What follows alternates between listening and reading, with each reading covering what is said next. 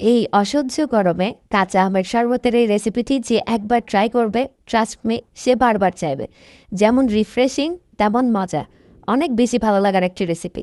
তো প্রথমে একটি কাঁচা আম নিয়েছি। আমটি যেহেতু অনেক বেশি টক, তাই আমি প্রথমবার একটা আম দিয়ে করে দেখব। তো এরপর এটাকে কুচি করে নিয়েছি। কাটাটা সম্পূর্ণ আপনাদের উপর, যেরকম সাইজের ইচ্ছা সেভাবেই কাটতে পারেন।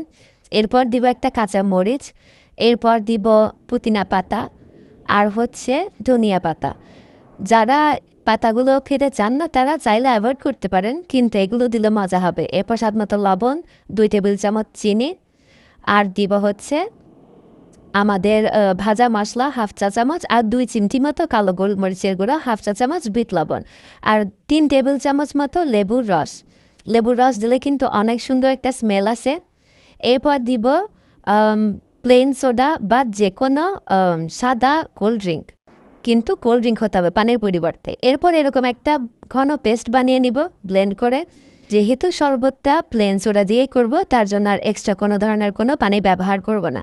তো এখানে 2টা গ্লাস আমি সাজিয়ে নিয়েছি লেবু আর লবণ মরিচ গুঁড়া দিয়ে। এরপর হচ্ছে আমের পিওরিগুলো দিচ্ছি। দেওয়ার পর হচ্ছে আমাদের সেই প্লেন সোডাটা আবার দিব। এখানে আমি সাদা কোল্ড ড্রিঙ্ক হিসেবে ব্যবহার করছি লেমন, আপনারা চাইলে যে কোনো কোম্পানির ব্যবহার করতে পারেন, জাস্ট সাদা হলে হচ্ছে। তো এখন পুরো গ্লাস ভরে দিচ্ছি। এরপর হচ্ছে লাস্টে গার্নিশিংয়ের জন্য আমি পুদিনা পাতা ব্যবহার করব।